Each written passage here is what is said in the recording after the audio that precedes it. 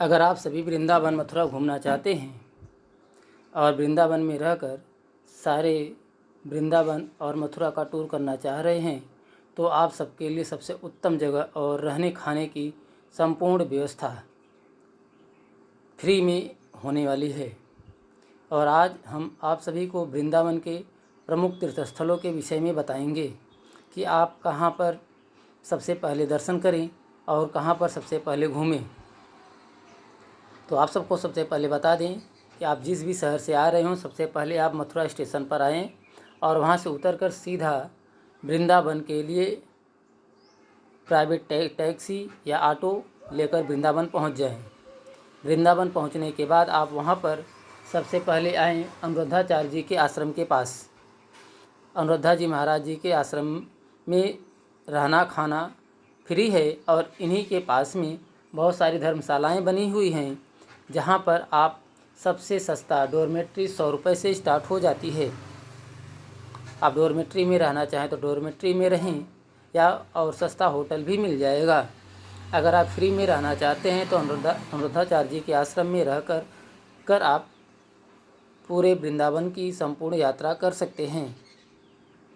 यहाँ पर आने के बाद अपना होटल में या धर्मशाला में या अनुरुद्धाचार्य जी के आश्रम में रहकर नहा धोकर फ्रेश होकर सबसे पहले आप निकल जाएं यमुना जी, क्योंकि ऐसा माना जाता है कि अगर वृंदावन आते हैं तो यमुना जी का दर्शन नहीं करते हैं तो आपकी यात्रा पूरी नहीं मानी जाएगी। तो सबसे पहले यमुना जी पहुंचकर आमचन करके आप सीधा निकल जाएं श्री बांके बिहारी मंदिर। बांके बिहारी जी का दर्शन करें क्योंकि यहाँ पर बहुत भीड़ होती है, भक्तों का रस लगा रहता है। यहाँ पर दर्शन करने के बाद आप बांके बिहारी देख सकते हैं। दर्शन करने के बाद वहीं पास में ही बगल में बना है राधा वल्लभ जी का मंदिर है, आप वहाँ पर दर्शन करें और उन्हीं के पास में राधा रमण है और वहाँ दर्शन करें। उसके बाद आप वहाँ से निकल जाएं निधिवन दर्शन करें क्योंकि यह फर्स्ट मीटिंग में आपका हो जाएगा। उसके बाद आप अपने होटल या धर्मशाला में पहुँचें, आराम करें। अगर आप वहाँ नहीं जाना चाहते तो फिर से आप यमुना जी के किनारे जाएं, वहाँ पर बैठें और यमुना जी को देखें। आपको सबसे शांति अनुभूति होगी, ऐसा लगेगा कि मानो आप ऐसी जगह आ गए हैं जहाँ पर सीधा स्वर्ग ही मिलेगा। अगर उसके बाद जब शाम के टाइम मंदिर खुले तो सबसे पहले आप पहुँच जाएं इस्कॉन मंदिर घूमिए, राधा कृष्ण भगवान का दर्शन करें। उसके बगल में ही थोड़ी सी दूरी पर बना है प्रेम मंदिर का दर्शन करने के लिए और प्रेम मंदिर में घूमने के लिए लोग जद्दोजहद करते हैं। और यहाँ पर आने के बाद ऐसा लगता है कि आप मानो कहीं दूसरी दुनिया में आ गए हों। सारी थकानी सारी कष्ट सब दूर हो जाते हैं। यहाँ पर अपना जो भी आपको घूमना टहलना सेल्फी फ़ोटो लेना है लें, खींचें और झांकी देखें। उसके बाद अगर आपके पास समय बचता है तो वहीं से निकल जाएं। 4 धाम यात्रा माता वैष्णो देवी का मंदिर है और वहाँ पर बहुत सारे मंदिर बन चुके हैं। आप वहाँ पर जाकर 4 धाम की यात्रा करें।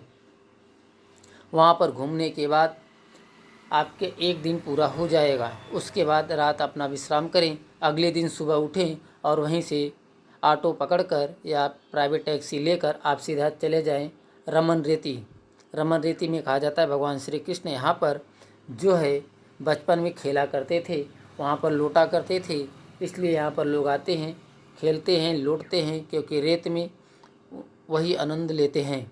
उसके बाद आप वहाँ से निकल जाएं गोकुल में ही आगे थोड़ा बढ़ेंगे तो वहाँ पर आप देखेंगे ब्रह्मांड घाट 84 खंबा जैसे मंदिर हैं। 84 खंबा में कहा जाता है माता यशोदा की रसोइयाँ भी है। आप 84 खंबा जो है उसे आप गिन नहीं पाएंगे।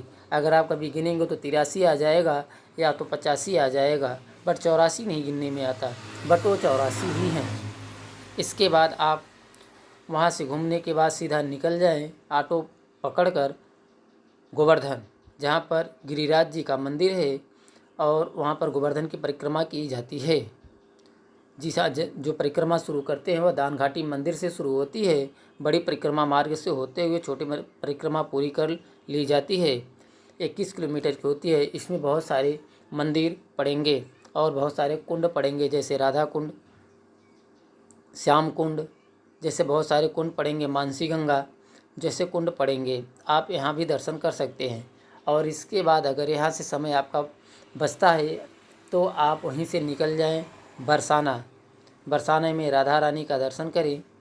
अटारी पर चढ़ते हुए ऐसा माना जाता है कि इस अटारी पर चढ़ने के लिए आप अकेले नहीं होते, बल्कि आपको इस अटारी पर चढ़ाने के लिए भगवान श्री कृष्ण का हाथ पकड़कर चढ़ते हैं। इसलिए ये मथुरा एक बहुत ख़ास स्थान हो जाता है। आप सभी मथुरा टूर करें। जय हिंद।